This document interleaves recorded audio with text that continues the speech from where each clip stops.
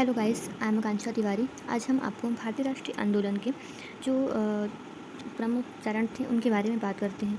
तो 1885 में भारतीय राष्ट्रीय कांग्रेस INC है ना, इंडियन नेशनल कांग्रेस की स्थापना को लेकर 1947 में स्वतंत्रता प्राप्त तक इस आंदोलन के अध्ययन को हम पढ़ेंगे।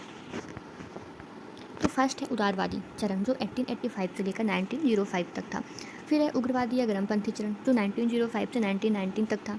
और फिर है गांधीवादी चरण जो 1990 से लेकर 1947 तक है। हम सबसे पहले प्रथम चरण पढ़ते हैं जिसमें उदारवादी चरण है जो 1885 से 1905 तक है। इस चरण में स्वतंत्रता आंदोलन का जो नेतृत्व है वो पश्चिमी शिक्षा प्राप्त उच्च माध्यम वर्ग के बुद्धिजीवियों जैसे दादा भाई नौरोजी, फिरोज शाह मेहता, गोपाल कृष्ण गोखले, ओम व्योमेश चंद्र बनर्जी के हाथों में था। इनकी जो विचारधारा और रणनीति थी, उदारवादियों को ब्रिटिश न्यायप्रियता और संवैधानिक तरीकों पर पूरा भरोसा था। ये 3P नीति मतलब प्रे यानी कि प्रार्थना, पिटीशन मतलब याचिका और प्रोटेस्ट मतलब विरोध में विश्वास रखते थे। इनका उद्देश्य पूर्ण स्वतंत्रता नहीं बल्कि ब्रिटिश शासन के अधीन ही प्रशासनिक सुधार और भारतीयों की भागीदारी को बढ़ाना था। इनमें जो उपलब्धियां थी, आर्थिक आलोचना हुई। दादा भाई नौरोजी ने धन के निष्कासन का सिद्धांत ट्रेन ऑफ वेल्थ थ्योरी दिया और बताया कि कैसे अंग्रेज भारत का शोषण कर रहे हैं। फिर 1892 का भारतीय परिषद अधिनियम, इनके दबाव के कारण अंग्रेजों को जो विधान परिषदों का विस्तार करना पड़ा। फिर राष्ट्रीय चेतना का विकास, इन्होंने देश में राजनीतिक जागरूकता और भारतीयता की भावना की नींव रखी। फिर हम द्वितीय चरण पढ़ते हैं, उदारवादी और गर्मपंथी चरण। 1905 का बंगाल विभाजन भारतीय राजनीति में एक नया मोड़ लाया। अंग्रेजों की उपेक्षात्मक नीतियों से युवाओं का जो उदारवादी तरीकों से मोहभंग हो गया और उग्रवादी धारा का जन्म हुआ। इसके जो नेतृत्व थे लाल लाजपत राय, बाल गंगाधर तिलक और बिपिन चंद्रपाल और अरविंद घोष ने किया था।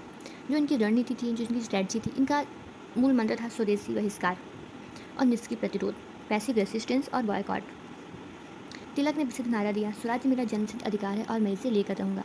इन्होंने ब्रिटिश संस्थानों, विदेशी कपड़ों, सेवाओं का पूर्ण बहिष्कार किया, भारतीय शिक्षा व उद्योगों को बढ़ावा दिया। फिर इनकी जो घटनाएं हुई, बंग भंग और स्वदेशी आंदोलन 1905, अंग्रेजों की फूट डालो और राज करो की नीति के खिलाफ देशव्यापी आंदोलन हुआ।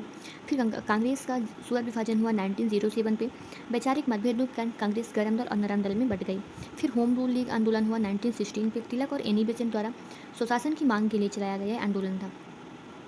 फिर है लखनऊ समझौता जो 1916 में हुआ, नरम दल और गरम दल पुनः एक हुए और साथ ही कांग्रेस और मुस्लिम लीग के बीच भी समझौता हुआ।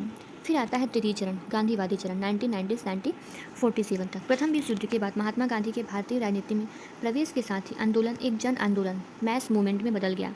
अब आंदोलन केवल बुद्धिजीवियों या शहरों तक सीमित न रहकर किसान, मजदूर, महिलाएं, छात्र सबका आंदोलन बन गया। जो इनकी विचारधारा थी सत्य, अहिंसा और सत्याग्रह। इनके प्रमुख आंदोलन जैसे प्रारंभिक सत्याग्रह 1970 से 18 तक, चंपारण, खीरण, अहमदाबाद मिल मजदूर आंदोलन से गांधी जी ने अपनी रणनीति को परखा।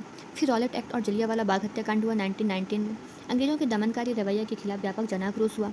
फिर असहयोग आंदोलन 1920 से 22 तक, यह पहला बड़ा जन आंदोलन था जिसमें चौरा चौरी कांड 1922 के बाद गांधी जी ने इसे वापस ले लिया। फिर सविनय अवज्ञा आंदोलन 1930, दांडी मार्च, नमक सत्याग्रह से शुरुआत हुई जिसमें ब्रिटिश कानूनों को अहिंसक रूप से तोड़ा गया। फिर भारत छोड़ो आंदोलन 1942, जिसमें द्वितीय विश्व युद्ध के दौरान करो या मरो के नारे के साथ बंगाल के विभाजन अंतिम सबसे बड़ा संघर्ष था। अब हम इसका कंक्लूजन देखते हैं। तो भारतीय राष्ट्रीय आंदोलन का विकास क्रमिक रहा। उदारवादियों ने राष्ट्रीयता का जो ढांचा तैयार किया और राजनीतिक रूप से जागरूक किया। नरमपंथियों ने आत्मसम्मान और स्वदेश की भावना भरकर आंदोलन को आक्रामक बनाया और अंततः गांधीवादी चरण ने समाज के हर वर्ग को जोड़कर इसे एक अजय जन आंदोलन का रूप दिया, जिसके परिणामस्वरूप 15 अगस्त 1947 को हमारा भारत आज़ाद हुआ। Thank you so much guys. आप इसे अच्छे से पढ़ लीजिएगा, रिवाइज कर लीजिएगा, इसके नोट्स तैयार कर लीजिएगा।